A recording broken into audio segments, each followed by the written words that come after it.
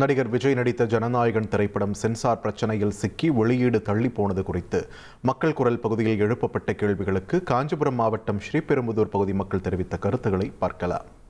முதல்ல அவங்க சென்சாருக்கு அனுப்பிட்டாங்களா, எல்லாம் கட் பண்ணியும் மறுபடியும் வந்துருச்சா, கொடுக்குற நேரம் பார்த்து இப்போ ரிலீஸ் டேட் பக்கத்தில் வர்ற நேரம் பார்த்து இப்போ தகராறு பண்ணுறாங்களா, பிரச்சனை இப்போ விடக்கூடாது, நாங்கள் எப்போ ஆர்டர் கொடுக்குமோ அப்போ தான் உண்ணும் அப்படின்னு சொல்கிறாங்களா. அது எதுக்காக இப்படி பிரச்சனை தர்றாங்களோ என்னன்னு தெரியல. வேறு அரசியல் பக்கம் போகாது அதனால அவங்க அப்படி பண்ணுறாங்களா என்னன்னு கூட புரியல. அது என்னவோ நல்லபடியாக படம் வந்தால் போதும். நாங்களாம் ஒரு எக்ஸைட்மெண்ட்டோட வெயிட் பண்ணிட்டு இருக்கோம், நாளைக்கு எப்போ வரும் அப்படின்றதுக்காக.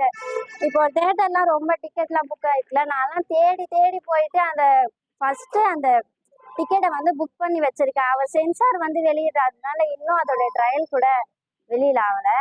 ஸோ அது எங்களுக்கு கொஞ்சம் கஷ்டமா இருக்கு. அவர் சீக்கிரம் அதை இது பண்ணிட்டாருன்னா நாளைக்கு படம் ஓப்பன் ஆயிடல.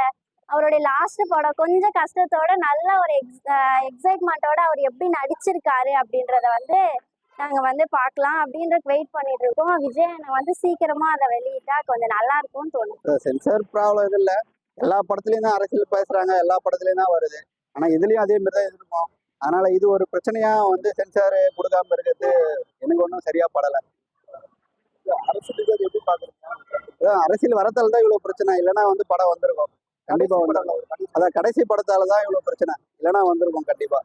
வரும் கண்டிப்பா அடுத்த வாரம் எப்போ வந்தாலும் நாங்க போயிட்டு பார்ப்போம். அது ஆளோட நாங்க வெயிட் பண்றோம். மக்கள் குரல் பகுதியில் ஸ்ரீபெரும்புதூர் மக்கள் கூறிய கருத்துக்களை பார்த்தோம்.